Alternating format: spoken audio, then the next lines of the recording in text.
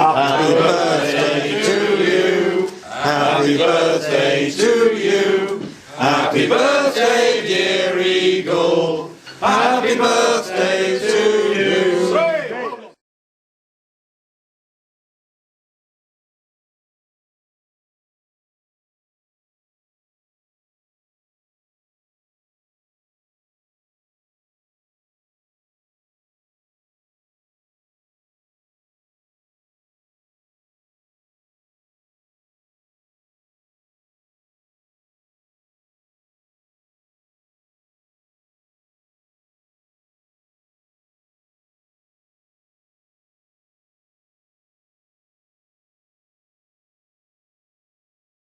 So here is my tribute to Eagle, not the Lion and Albert, but the Lion and Eagle. There's a genteel seaside town called Southport that's noted for Eagle and Girl, two comics from the 1950s that were started by a vicar in Birkdale. His name was Marcus Morris, and he found he were losing his way.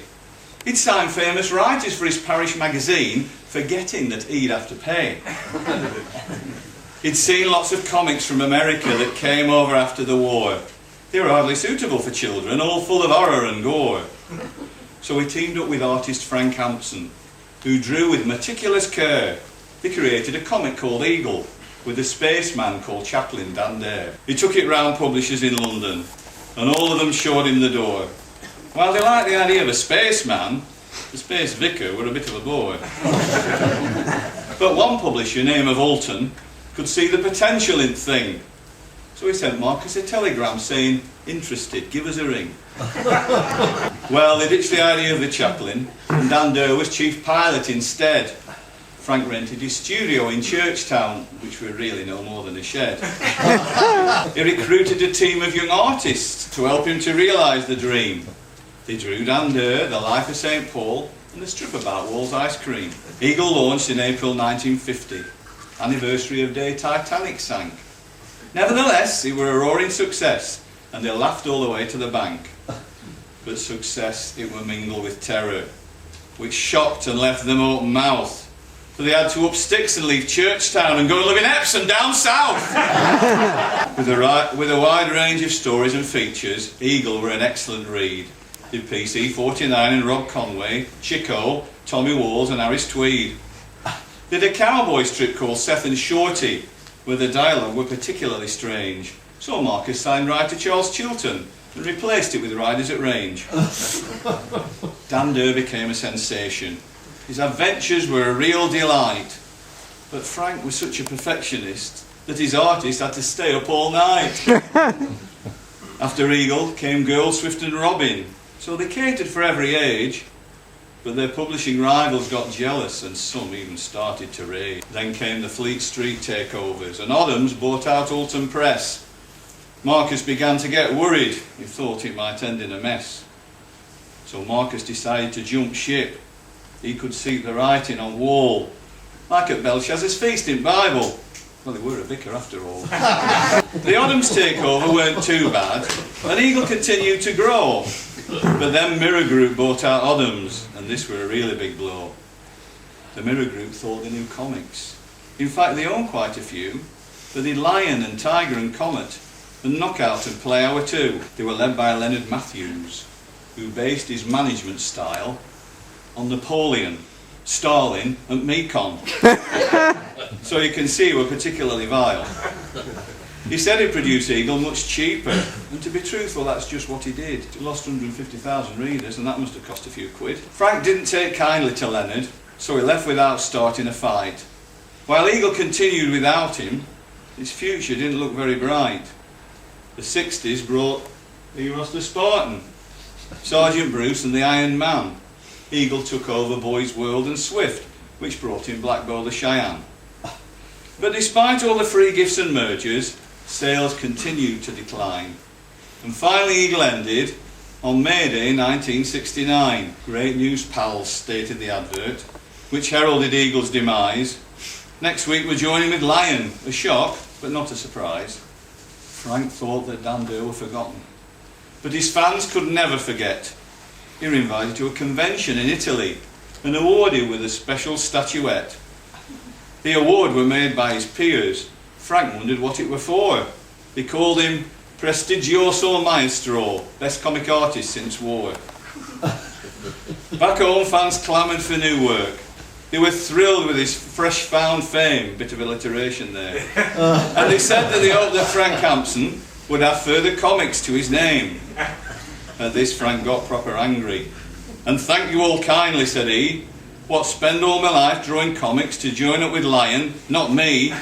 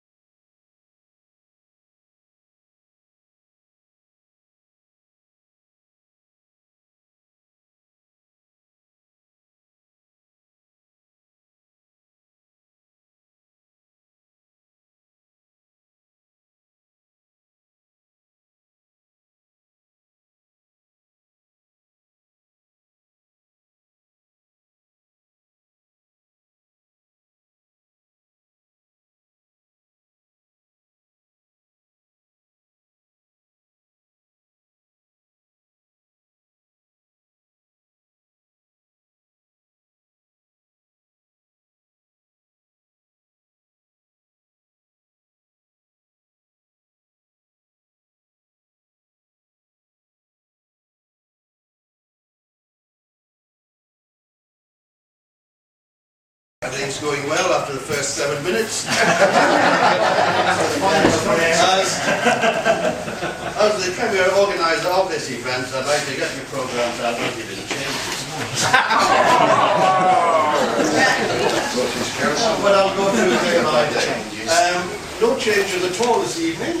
Apart from the menu, it's tomorrow breakfast followed by lamb and a pork. Tomorrow, I'll just put you in the picture for tomorrow, so I wouldn't go over this when we're on the bus. The Eagle Trail will commence 9:30. You join the bus. On that bus will be two producers, editors from the BBC. And what they're intending to do is produce a one-off play on the rapport, or lack of rapport, between Marcus Morris and Frank Hampson. And they're coming with us, apparently, to determine why we still read Eagle, and I have not myself worked out my answer to that one. Okay, ladies and gentlemen, well, when we organised this event, somebody, who wishes to remain anonymous, said, why don't we have a cowboy singer? Well, we tried various local singers, booked them, and they renegated on their agreement. So Nigel came to me and he said, you're into country music, can you get us a decent country music singer? So I thought, right, I've had enough messing about, we're going to the top. And I'm very pleased to say I managed to get these two gentlemen here. Will you please make welcome Mr. Jim Ryder and his son Alan James. Thank you very much. Thank you. Well done, sir. Well done. Yes. Very good.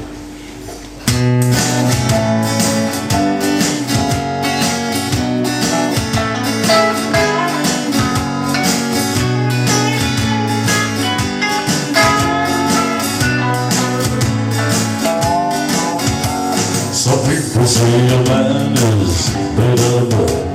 A poor man's made out of muscle and blood. Muscle and blood, skin and bone. A man that's weak, but to make things strong, you load 16 tons. But what he hit, another day older, deeper and dead. Say, Peter, don't you call me, 'cause I can't go. I hold my soul to the company's store.